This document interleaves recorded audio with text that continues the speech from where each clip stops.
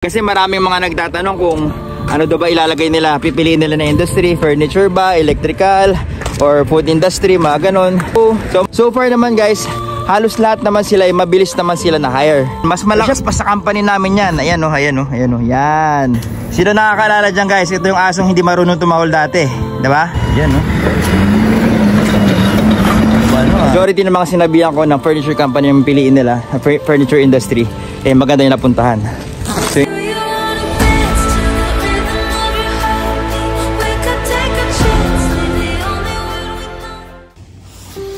hi guys, so 4:34 na ng linggo. So ayan. So gusto ko lang pakita sa inyo yung mga ginagawa namin. So ito guys, itong mga kahoy na to, mabibigat to. Ayan. So yung guys, explain ko na sa inyo. Ito yung mga ginagamit namin para makagawa ng drawer. Ganito, ayan. Ayan. Yan siya. Diba? Ayan. So napakatibay ng mga kahoy na to. Ayan.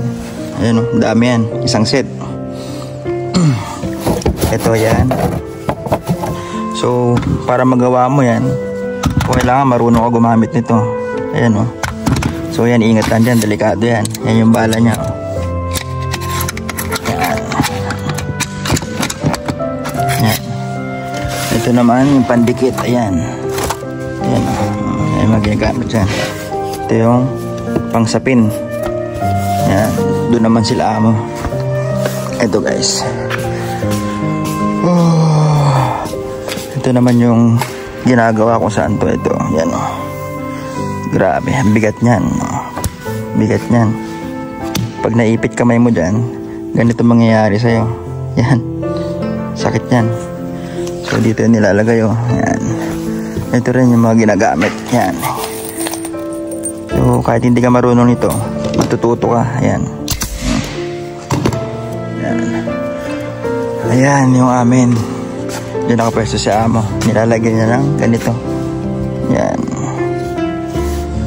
So mahirap lang pag mga ganitong furniture company guys, is sobrang alikabok. Ayan o. Sobrang alikabok niyan. Malalanghap mo yan. O. Ayan. So dito naman, yan, yan finished product na yan, nakabalot na dito sila Bro Vincent. At yan naman oh, 'di ba? Ayan, oh, daming paleta, ibig sabihin madaming trabaho. Isang araw lang namin ginawa yan. Ito, gagawin pa namin 'to. Oh, ayan. So ngayon sasarado na muna natin. Oh. Yan.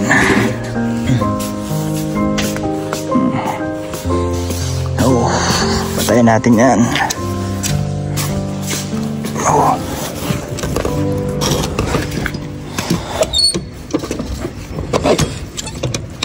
Oh.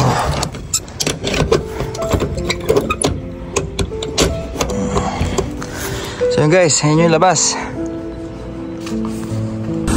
Yun, hi guys, kamusta kayo lahat?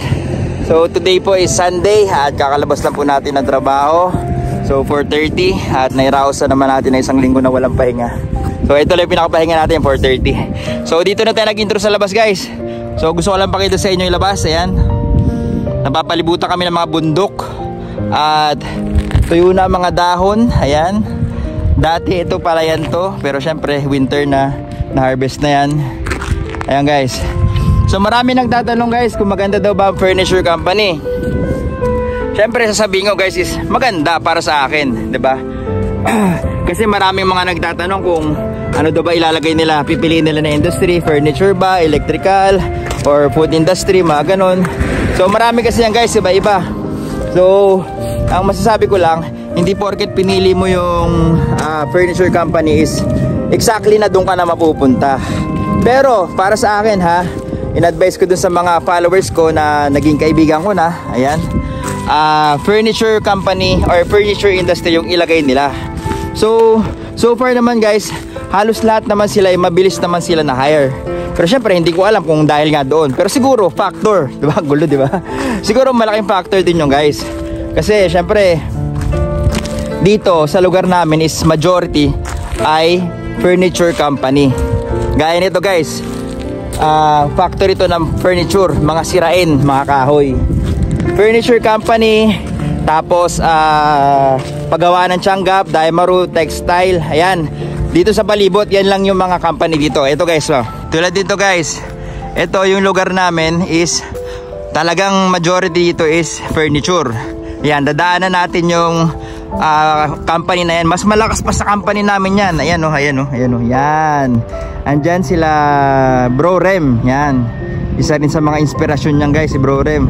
Napakaganda ng naipatayong bahay sa Pilipinas. So nakakaingit din, tsaka nakaka-inspire talaga. Malakas, napakalakas ng company na yan. Kung nagbabayad ng tama sana yung ano nila, yung amo nila.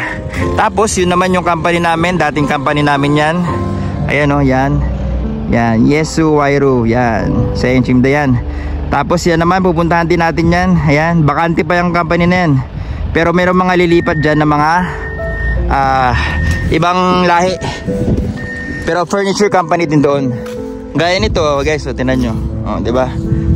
Oh, yan oh. Mga furniture company, mga furniture product yan, sinisira lang. Ayan oh. Gaya nito. Diba? Dito na yan sisirain. Yan oh. Dami. Oh, yan oh. Mga cabinet. Yan. Dito na yan sisirain guys. Yan. Diba? Oh, yan. Kaya masaya ako dun sa mga kaibigan natin, ang mga nakaka-chat natin na sinunod yung payo natin na furniture industry yung ilagay nila. At syempre may mga napunta talaga sa mga furniture at yung iba naman ay hindi, pero at least mabilis sila na hired, diba? Gaya nung kaibigan natin sila Jonathan, furniture company yung napuntahan niya, pagawaan sila ng mga paleta. Yan, ayun yung mga paleta guys, kahoy kasi yun, diba? Eh, sobrang sirain yun. Pag tinamahan ng forklift yun, masisira na agad. So, napakadaming order sa kanila. Pag malakas talagang hataw. Pero pag may panahon din na mahina. Pero syempre, majority namang buwan sa taon, eh, malakas sila. So, parang wala akong kakilalang nagtatrabaho sa furniture company na mahina, as in walang OT. So, kami sa amin guys, talagang malakas. Papakita ko yung warehouse ng company namin. So ito guys, ito yung dorm nila Bro Rem. Yan, halo-halo yung mga nagtatrabaho dyan. Bangladesh, Sri Lankan, tapos mga Pinoy. Ayan, marami din silang Pinoy dyan, 6 yata. So tinan natin kung gaano kalakas yung company nila ha. Kung gaano kadami yung gawain oh. Kahoy, diba? Ayan oh, diba? Ito pala guys, company na rin niya itatayo dyan. Nilinis na oh. Tingnan nyo naman kung gaano kalakas yan. Oh, napakadami, diba? Napakalakas. Oh, ano, dami. So dito na kasi ginagawa yan. Ayan oh, cabinet yan, malalaking cabinet.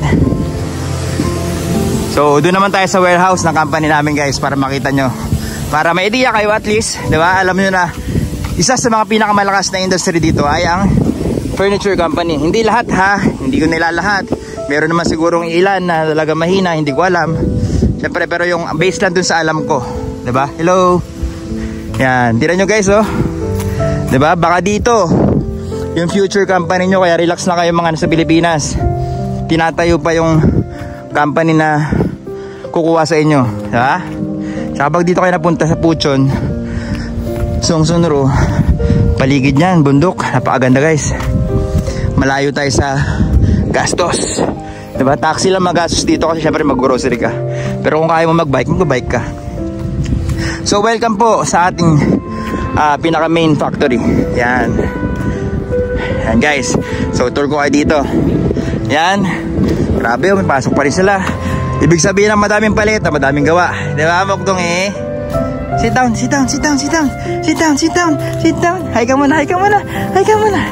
Sino nakakalala dyan guys? Ito yung asong hindi marunong tumahol dati, diba? Ang laki-laki niya no? Oh? Ang laki-laki niya no? Diba? Bye-bye. So dito na guys. Yan oh. Yan, mga finished product na yan, galing sa amin yan. Oh, diba? Oh, ngayon, nag-ano sila. Mga Bangladesh ram yan oh. Oh, ito yan oh. Ito yung galing sa amin. dito nakatambak. Diba? Oh, mga Bangladesh Aram yan, oh. Ano nangyari? Hindi na makaalis. Oh, yan sila, oh. Dito kami dati nakapwesto. Yan. Tignan nyo kung gaano kadami yung gawa. Oh, diba? Oh, yan. Dito kami dati pwesto namin, yung pinakauna. Pero lumipat lang kami dahil nga lumakas na nang lumakas yung company. Oh. Yan, no?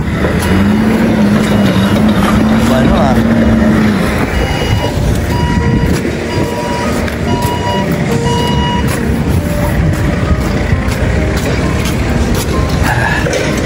So, yan din guys, oh. Paggawaan din yan dyan. Oh. Ayan yung mga iba't ibang materialis na gagawin namin. So dito, ibang department naman dito. Ayan, edging, cutting, yan dyan. Diba? Ayan, no?